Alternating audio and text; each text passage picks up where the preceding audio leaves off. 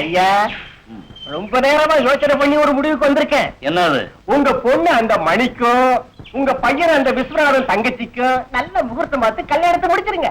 மடத்தனமா பேசுறவன் தலையை சீவி இங்க இருக்க மரத்துக்கெல்லாம் எருவாக்கிடுவேன். எரி போறது இருக்கட்டும் ஐயா, நம்ம மான மரியாதை என்ன ஆகுறது?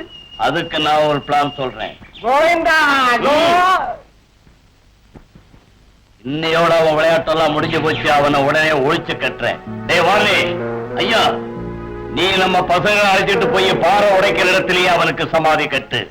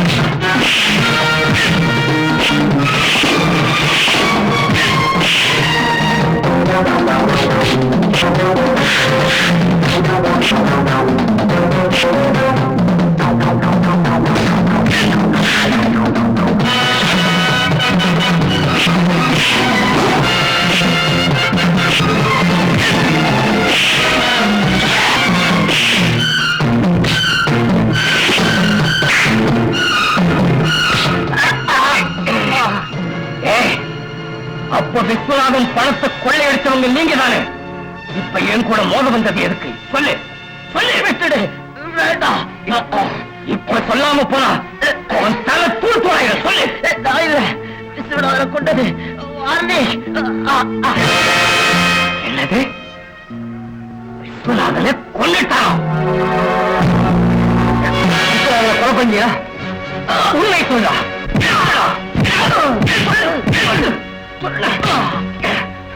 உண்மையை சொல்ல புரியலையா? என்ன ஒண்ணு செய்யாத. கோதண்டராம பணம் கொடுத்ததுனால கொண்டுட்டேன். நடந்தத சொல்லு. அன்றைக்கு நீ எங்க ஆளுங்க கிட்ட பணப்பெட்டியை கொண்டு போன பிறகு நான் விஸ்வநாத வீட்டுக்கு போனேன்.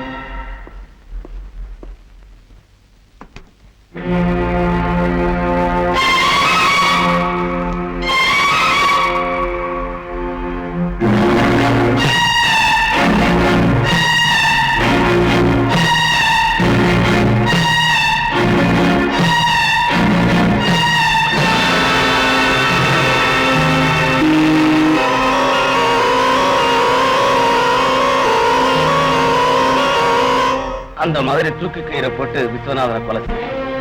உன்னோட நிறைய வேலை இருக்கு. வா.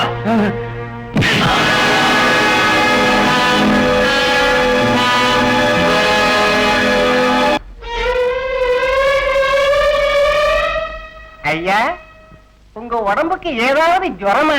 போடுறா. உடம்பு கொண்டு ஆப்பிள் பழம் ஹார்லிக்ஸ் அதே அப்படி கேளு சொல்றேன். இப்போ அந்த மணிப்பயல நம்ம ஆளுங்க உதைச்சு கைய கால உடைச்சிருப்பாங்க. அவன் இப்போ ஆஸ்பத்திரியில ஜாயிண்ட் ஆகி படுத்திருப்பான். பாவம் அந்த பேஷண்ட பார்த்து உடல்நலம் பத்தி விசாரிச்சு இதெல்லாம் கொடுத்துட்டு வரலாம்னு வாங்கி வச்சிருக்கேன். ஒண்ணும் சொல்ல மாட்டோம். நீங்களும் சேர்ந்து செய்ய. பழங்களை வாங்கிக்கிறதுக்காக நானே வந்திருக்கேன் மாமா. ஏன் அப்படி பாக்குறீங்க? என் உடம்புல அடிபட்ட காயம் இல்லையேன்னா அடிபட்டது உங்களால அனுப்பப்பட்ட கையாளுங்க. அவங்க எல்லாரையும் ஜெனரல் ஆஸ்பத்திரியில் அட்மிட் பண்ணிட்டேன். அதுல 2 பேருக்கு முதுகெலும்பு முறிஞ்சு போச்சுன்னு புத்தூருக்கு அனுப்பியிருக்கேன். அது சம்பந்தப்பட்ட பில்லு. பணத்தை கட்டிடுங்க. வர்றேன். மணி, எதுக்காக கோபப்படுறீங்க மாமா? நான் சொன்ன வார்த்தையை நிறைவேற்ற இன்னும் 10 நாள் இருக்கு. அதுக்குள்ள என் பெட்டி நிறைஞ்சிடும். அதை பார்த்து நீங்க வெட்கப்படுவீங்க. மணி, ஆமா, உன் பெட்டியில பணம் சேர்ந்து தங்கச்சியாட்டம் இருக்கிறவளை கல்யாணம் பண்ணி கொடுத்தா நம்ம ஐயா வெட்கப்படுறது எதுக்குயா? ஓஹோ, அதுதான் உங்க கன்ஃபியூஷனா? வார்னிஷ தெரியும்ல? அதாங்க உங்க கட்டளப்படி விஸ்வநாதனை கொன்னானே அவன் உங்களால அனுப்பப்பட்டவன். நடந்ததை எல்லாம் ஒண்ணு விடாம என்கிட்ட சொல்லிட்டான். நானும் ஒண்ணு விடாம போலீஸ்ல சொல்ல போறேன். மாமா வெக்கத்தை விட்டு ஜெயிலுக்கு போயிடுவாரு. நானும் இல்லதாவும் இங்கே இருப்போம். வர்றேன் மாமா. முடிஞ்சு போச்சு. இந்த பாருவோ இஷ்டப்படி பேசலாம். சும்மா விட மாட்டோம். அவன் கதையை இப்பவே இந்த இடத்துலயே முடிச்சுடுவேன். என் கதையை முடிக்கிறது இருக்கட்டும். முதல்ல அவன் கதையை முடிங்க. இல்லன்னா ஒரு கதை அவ்வளவுதான். வா மச்சான் வா. இவ பேரு பாரிஜாதம். அப்படியா? அந்த புகையில வியாபாரி ராஜாவுக்கு இவோ. அதெல்லாம் எதுக்குங்க? இப்ப நான் தனியா தான் இருக்கேன். யாரும் இல்ல. ஓஹோ, அந்த கேஸா? கேஸ் வேலையாதான் வந்திருக்கா. முதல் பொண்டாட்டியோட மக சொத்தை எல்லாம் சொந்தமாக்கிட்டாளாம். நான் ஏதோ தெரிஞ்சவனாச்சேன்னு என்கிட்ட வந்து கண்ணீர் விட்டா. நீ எதையும் செய்யக்கூடியவனாச்சேன்னு உங்ககிட்ட முடியாத. விவரமா நான் சொல்றேங்க. என் சக்களத்தி மகளை ஒழிச்சு கட்டணும்.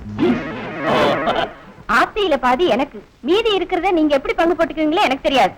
யுத்தங்கள் ஏற்பட்டது பெண்ணால்தான் கேள்விப்பட்டிருக்கேன். ஆனா கொலைகள் கூட நடக்கும்னு இப்பதான் தெரியுது. அந்த பொண்ணு எங்க இருக்கா? இந்த ஊர்ல தான். நாளைக்கு ராத்திரி டான்சிங் கிளப்ல ஒரு டான்ஸ் ப்ரோகிராம் இருக்கு. மறுநாள் இங்க இருந்து போயிடுவா. அந்த பொண்ணு நாளைக்கு உயிரோட இருக்க கூடாது அப்படிங்கிறான்.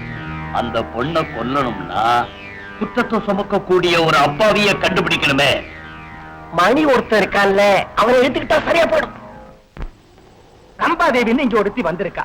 தன்னை நாட்டியத்துல தோக்கடிச்சா அவனுக்கு 10,000 ரூபாய் பரிசு தர்றேன்னு சவால் விட்டுருக்கா. அவளை நீ ஜெயிச்சுட்டா ரேயா கல்யாணம் நடந்த மாதிரி தான்.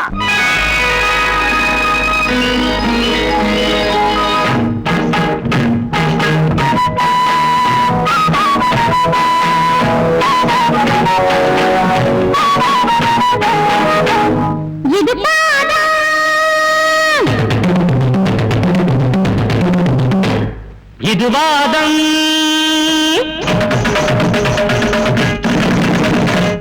நீ கூப்பிட்ட நானா என்ன மண்ணை காப்ப வைக்கும் ஆடுகளுக்கு நீயோ ஆட வந்த கண்ணு. போக்க போறையம்மா வளைச்சு கொள்ள பாரு. இது பாதம், இது வாதம்.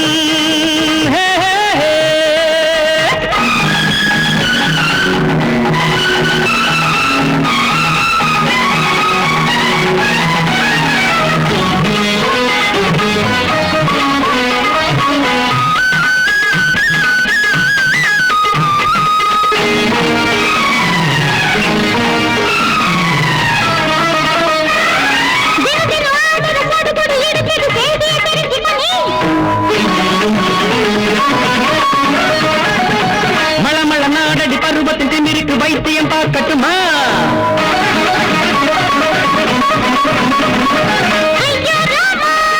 ஆத்தாவே வாமா.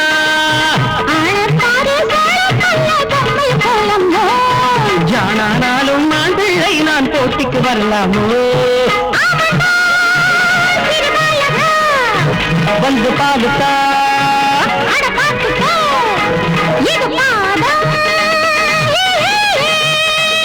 இது வாதம்.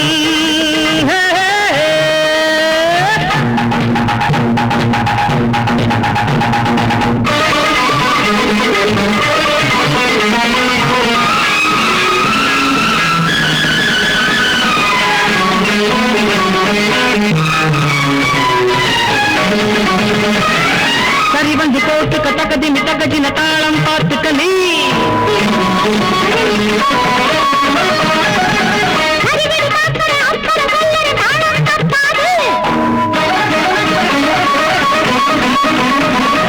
இதா ஆட்டம் ஆட்டங்காட்ட விட்டு பாரு ஆம்பள நந்தாண்டு பாப்பமே அடி பாப்பம்மா நீ கோவிந்தா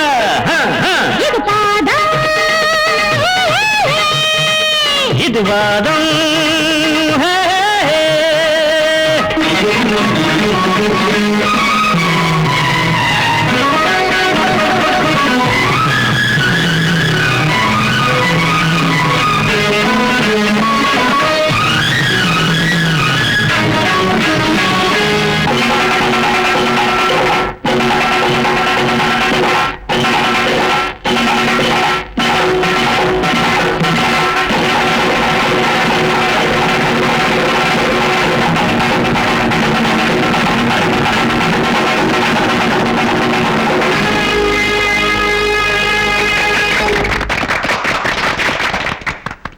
இப்போது நடந்த போட்டியில் வெற்றியடைந்த மணி அவர்களுக்கு நாட்டியராணி ரம்பாதேவி அவர்கள் பிரபல தொழிலதிபரான திரு கோதண்டராமன் அவர்கள் மூலமாக 10,000 ரூபாய் பரிசாக அளிக்கிறார்.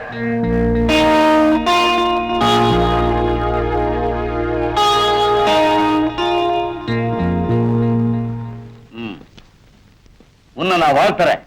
இந்த 10,000 லட்சியம் நிறைவேறும்னு நினைக்கிறேன். 10,000 என் தங்கச்சி ரேகா கல்யாணம் முடிஞ்சு போயிடும். என் கல்யாணத்தையும் நீங்க நடத்தணுமே. நடத்தி வைக்கிறேன், வாங்கிக்க.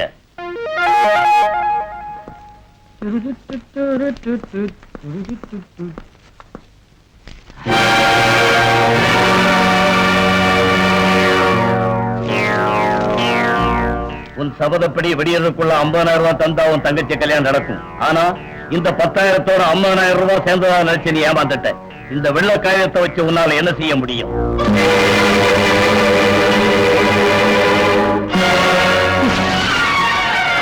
அழகுள்ளவள்னு நினைச்சேன். அழகா ஏமாத்தக்கூடியவள் இப்ப புரிஞ்சு போச்சு. என்ன பண்ணுவீங்க நீங்க? தெரியாத ஆட்கள் அடிக்காத. தோத்து போனா 10,000 தரையில் சொல்லி அந்த கோதண்டராமனோட கூட்டு சேர்ந்துகிட்டு எனக்கு இந்த வெறுங்காயத்தை கொடுத்தியா? I am sorry. இது எங்க சின்னமா செஞ்ச வேலையா இருக்கும். உட்காருங்க, உங்க பார்த்து தந்துடுறேன்.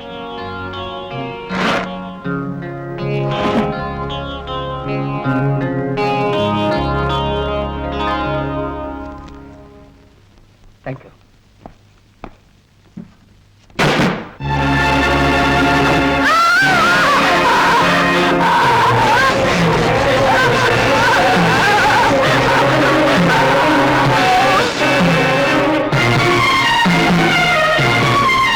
அம்பா அம்பா,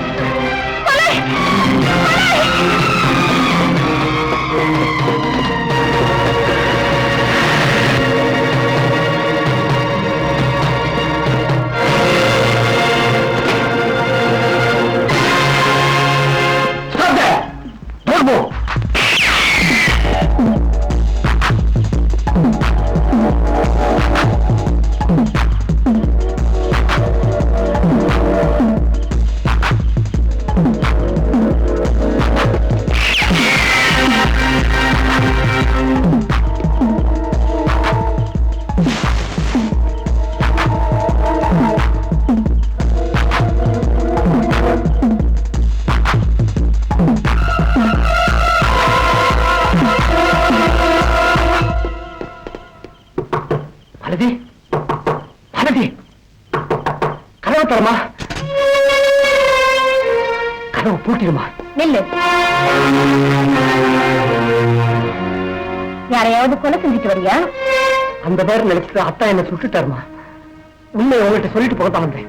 உண்மை எனக்கு சொல்றியா? கொலைக்காரனுக்கு அடைக்கலம் கொடுக்கறதுக்கு நானும் சாதாரண பொம்பளை இல்ல, ஒரு போலீஸ் ஆபீசர் மனைவி. சபாஷ், அருமையான வார்த்தம்மா. காயம்பட்டு ரத்தம் சிந்தினபடி வீட்டுக்கு வந்த கூட பிறந்தவனை பார்த்து காயம் எப்படின்னா ஏற்பட்டுச்சுன்னு கேட்காம யாரையாவது கொலை செஞ்சுட்டு வந்தியான்னு கேட்டியே. அப்பவே உனக்காக ஏங்கிக்கிட்டு இருந்த அண்ணன் செத்து போயிட்டாம்மா. நெல்லு மாப்பிள்ளையா, சொந்தங்கிற உறவு கொண்டாடி என்கிட்ட இருந்த தப்பிக்கலாம் நினைக்கிறியா? சொந்தமா? இனி எங்க இருக்கு சொந்தம்? அண்ணான்னு கூப்பிட வேண்டிய வாய் கொலகாரான்னு கூப்பிட்ட பிறகு சொந்தங்கிற வார்த்தைக்கு இடமில்லை. இன்ஸ்பெக்டர், போலீஸ் ஸ்டேஷன் வராவிட்டா சுட்டு வீழ்த்துற பிறகு கொண்டு போவேன். இன்ஸ்பெக்டர், செய்யாத குற்றத்துக்கு என்ன கைது செய்ய பாக்குறீங்க. செஞ்ச குற்றத்துக்கு தண்டனை அனுபவிக்கலாம் என்னைக்கும் தயாரா இருக்கேன். ஆனா நான் செஞ்ச குற்றத்தினால ஒரு சகோதரி கல்யாணம் நின்னு போய் அவ அனாதை ஆயிட்டான். அவ கழுத்துல 3 முடிச்சு விழற வரைக்கும் என்ன நீங்க கைது செய்ய முடியாது. தள்ளி போக. குற்றவாளியை எதிர்ப்பேனே தவிர அவனை பார்த்து பயப்படுறவன் அல்ல. வழிவிடுங்க. உனக்கு இருக்கிற வழி ஒன்னே ஒண்ணுதான், அதான் செய்ய. சரி, உங்க இடையூறுகளை சமாளிச்சுக்கிட்டு நல்ல வழியிலே வெளியே போவேன். அது உன்னால முடியாது. நிச்சயமா இங்க இருந்து போவேன். உங்களால என்ன தடுக்க முடியாது.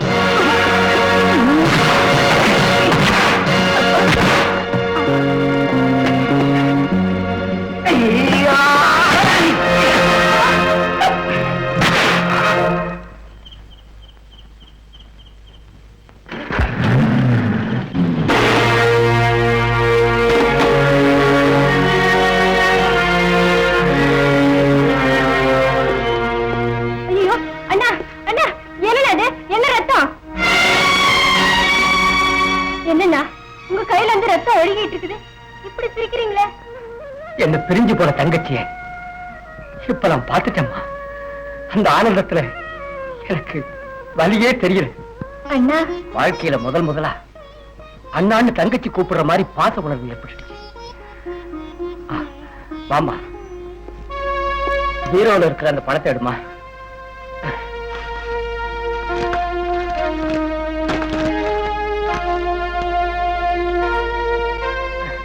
அம்மா, நாராயணனுக்கு நான் தர்றேன்னு சொன்ன பணம் இதோட சேர்ந்து போச்சு. இப்பவே இந்த பணத்தை நாராயணன்கிட்ட கொடுத்துட்டு வரேன். வேண்டாம் அண்ணா, நீ சிந்தின ரத்தத்தால் எனக்கு திலகமிட்டு திருமணம் பண்ண போறியா? அப்படி இல்லம்மா, விஸ்வநாதனுடைய ஆத்மா சாந்தி அடையறதுக்காக நாம் பண்ண சபதத்தின் கடைசி நாள் இது. நீ ஒருத்தனுக்கு துணைவியாக போகும் நாள், அதோட என் லட்சியம் நிறைவேற போற நாளுமா.